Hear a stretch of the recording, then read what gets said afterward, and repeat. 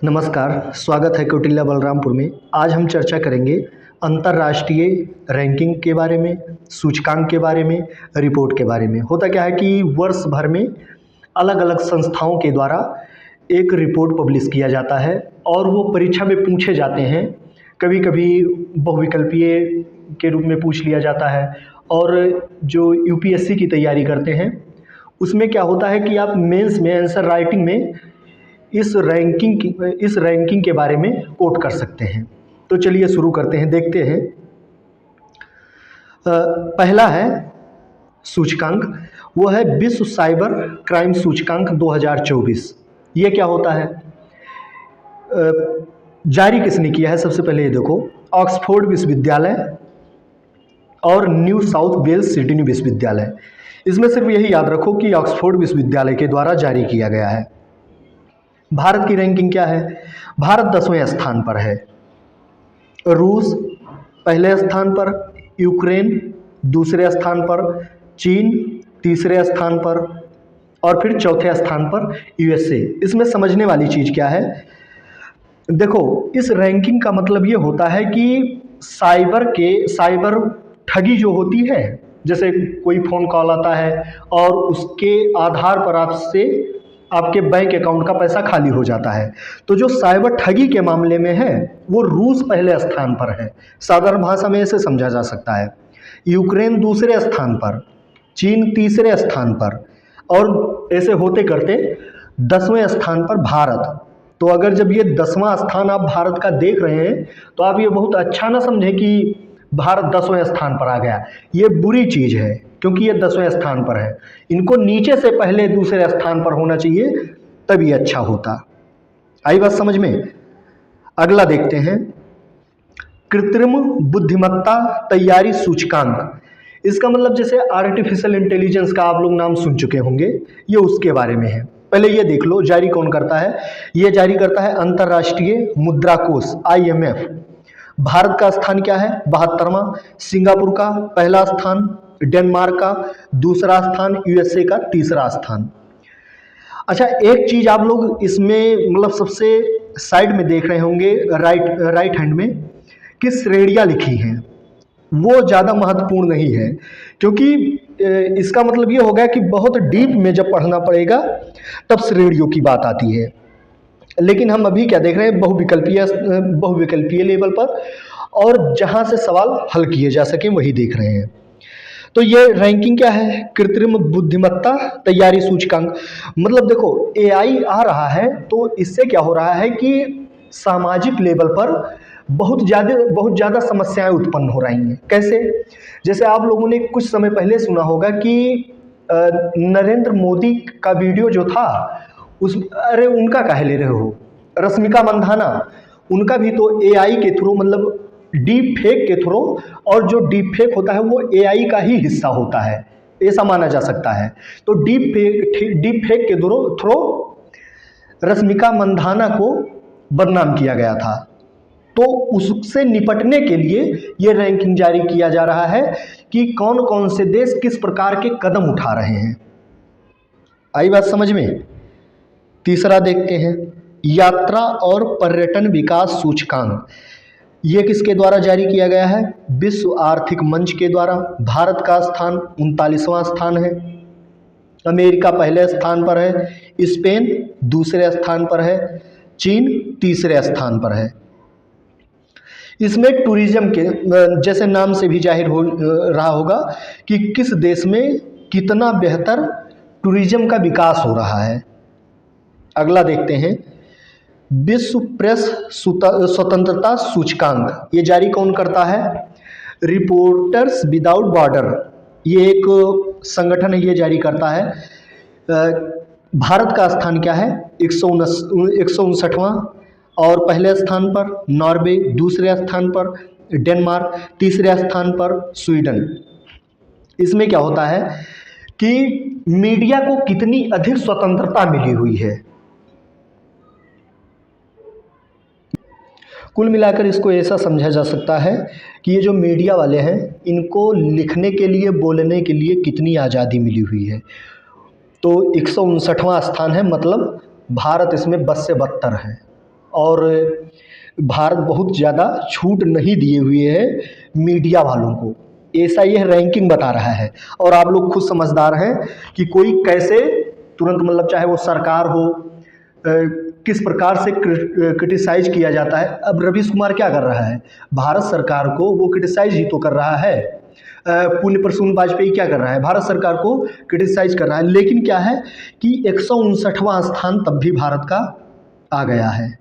बाकी आप लोग समझें कि किस प्रकार से राजनीति हो रही है अंतर्राष्ट्रीय लेवल पर।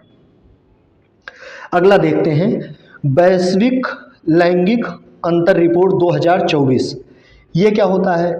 इस रिपोर्ट का मतलब ये है कि जो लैंगिक भेदभाव है, लैंगिक असमानता है, वो जाहिर किया जाता है। एक चीज़ आप ये ध्यान रखना कि वर्ल्ड इकोनॉमिक फोरम माने कि विश्व आर्थिक मंच WEF के द्वारा जो भी रैंकिंग दी जाती है उसको आप मार्क कर लीजिए। वहाँ से सवाल मतलब बहुत अधिक चांस होता है कि वहाँ से सवाल पूछ लिया जाए अगर रैंकिंग सेक्शन से करंट अफेयर में पूछा जाएगा तो। अब देखो, भारत 2024 में किस स्थान पर? 129वां स्थान पर। और यहाँ पर यह देखने वाली चीज़ है कि 2023 में 127वें स्थान पर था और इस बार 129वां स्थान, मतलब 2 पायदान हम और फिसल गए हैं। और पहले स्थान पर कौन है? आइसलैंड, फिर फिनलैंड, फिर नॉर्वे। फिर है वैश्विक शांति सूचकांक। अर्थशास्त्र और शांति संस्थान के द्वारा इस रैंकिंग को जारी किया जाता है। अब ये जो इंस्टीट्यूशन है इसका बेसिकली काम ये होता है कि इकोनॉमी के लेवल में रिफॉर्म कैसे किया जाए। तो आप देखें, जहाँ पर अगर ज़्यादा शांति रहेगी तो वहाँ पर इकोनॉमिक एक्टिविटी भी बेहतर होगी। और ये जो रैंकिंग जारी किया गया है, जहाँ पर शांति कम होगी वहाँ की इकोनॉमी बद से बदतर होगी।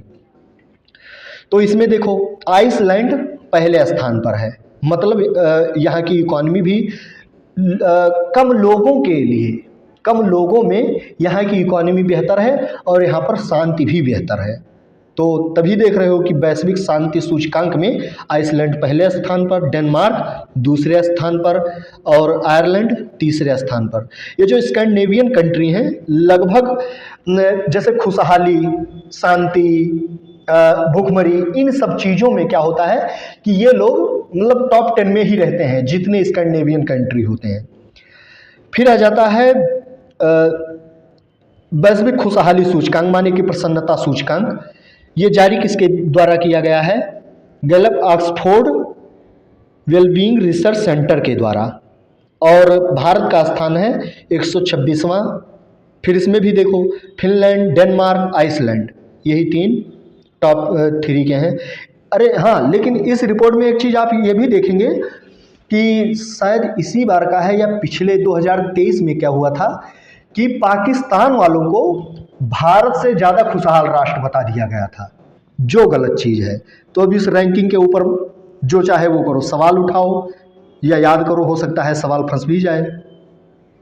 वैसे भारत सरकार को इन सब रैंकिंग को बैन कर देना चाहिए और UPSC, UPPSC मतलब स्टेट का कोई भी PSC एग्जाम हो उसमें बिल्कुल ऐसे रैंकिंग को तो नहीं पूछा जाना चाहिए था। अगर पूछें तो उनके ऊपर मानहानि का मुकदमा दायर किया जाए। अगला है अंतर्राष्ट्रीय बौद्धिक संपदा सूचकांक 2024। किसके द्वारा जारी किया जाता है? US चैम्बर ऑफ कॉमर्स के द्वारा। भारत का स्थान 42वां। पहले स्थान पर USA, दूसरे स्थान पर यूनाइटेड किंगडम और तीसरे स्थान पर फ्रांस। ये होता क्या है? अंतर्राष्ट्रीय बौद्धिक संपदा सूचकांक। जैसे कोई मान लो व्यक्ति है और उसने क्या किया कि एक ऐसी चीज़ बनाई अपने बौद्धिक विकास के लेवल पर, ऐसे मत समझो जैसे कौटिल्य का ये वीडियो है, हम इसको अपलोड करेंगे यूट्यूब पर, ये हमारा इंटेलेक्चुअल प्रॉपर्टी है। अगर इसकी सुरक्षा या मतलब कह सकते हैं इसकी सुरक्षा की जिम्मेदारी हमारी हो जाती है। अगर ये हमारा कोई वीडियो अपलोड कर देता है तो उसके ऊपर अगर हम चाहें तो मतलब हम केस कर सकते हैं। तो अंतर्राष्ट्रीय बौद्धिक संपदा सूचकांक ये बताता है कि यूएसए में सबसे अधिक इंटेलेक्चुअल प्रॉपर्टी डेवलप किए जाते हैं वर्ष भर में। इसका मतलब ये होता है, आई बात समझ में। और उस मामले में भारत 42वें स्थान पर है।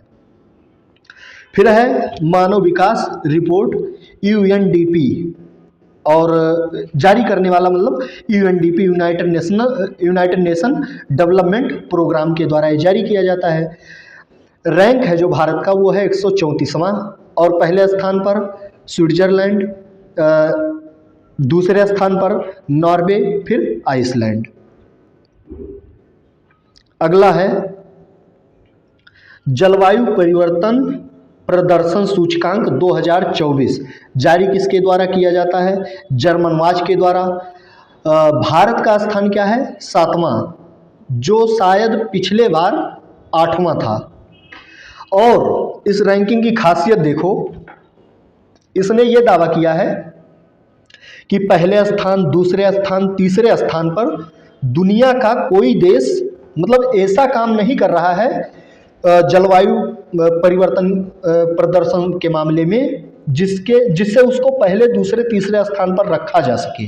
इसलिए चौथे स्थान पर उठा करके डेनमार्क को रख दिए हैं, फिर 5वें पर एस्टोनिया, फिर 6वें पर फिलीपींस को।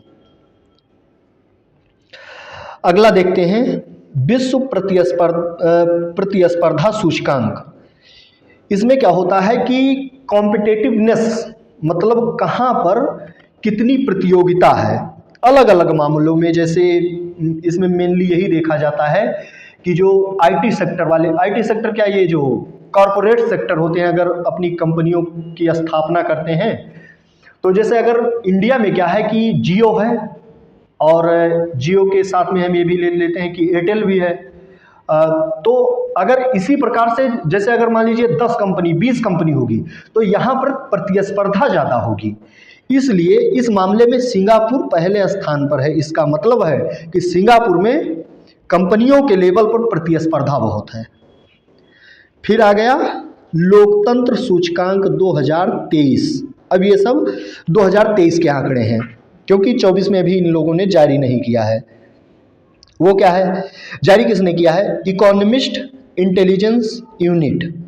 और भारत का स्थान 41वां, पहले स्थान पर नॉर्वे, दूसरे स्थान पर डेनमार्क, तीसरे स्थान पर स्वीडन है। लोकतंत्र सूचकांक मतलब ये कि डेमोक्रेसी की जो स्थापना हुई, मतलब कितने सही तरीके से वहाँ पर डेमोक्रेसी के नियमों का पालन किया जा रहा है, ये देखा जा रहा है। तो उस मामले में भारत 41वें स्थान पर है। फिर आ गया भ्रष्टाचार धारणा सूचकांक, जारी कौन करता है? Transparency international. भारत की रैंकिंग क्या है? 93वां, और पहले स्थान पर कौन है? डेनमार्क। इन सबको जल्दी जल्दी देख लेते हैं, सिर्फ 24 वालों को ध्यान से देखना है। हाँ, एक ही आ गया विश्व वायु शक्ति सूचकांक, जारी कौन करता है? विश्व आधुनिक सैन्य विमान निर्देशिका। इसमें क्या है? भारतीय वायुसेना 6वें स्थान पर है। और यूएसए की मतलब ऐसा समझ लो कि एयरफोर्स की जो सबसे अधिक पावर है वो यूएसए की है, और उस मामले में भारत किस नंबर पर है? 6वें स्थान पर। अगला है वैश्विक नवाचार सूचकांक, जारी करता कौन है? World Intellectual Property Organization. ये भी बहुत महत्वपूर्ण संस्था है। ये भी कोई भी रैंकिंग अगर जारी करती है तो पूछा जाता है इससे सवाल। और भारत का स्थान क्या है? 39वां, पहले स्थान पर स्विट्जरलैंड, दूसरे स्थान पर स्वीडन, तीसरे स्थान पर यूएसए है। अच्छा, ये रैंकिंग बताती क्या है? इस रैंकिंग के आधार पर ये होता है कि जैसे किसी भी देश में इनोवेशन के लिए, नई नई तकनीकियों के विकास के लिए कितना कार्य हो रहा है, ये बताता है वैश्विक नवाचार सूचकांक। तो ये हो गया अंतर्राष्ट्रीय स्तर से संबंधित जितना भी एक वीडियो में था। अगली बार जब हम बात करेंगे तो वो होगा भारत से संबंधित जो भी रिपोर्ट होते हैं, रैंकिंग होते हैं, उसके बारे में चर्चा करेंगे। Thank you.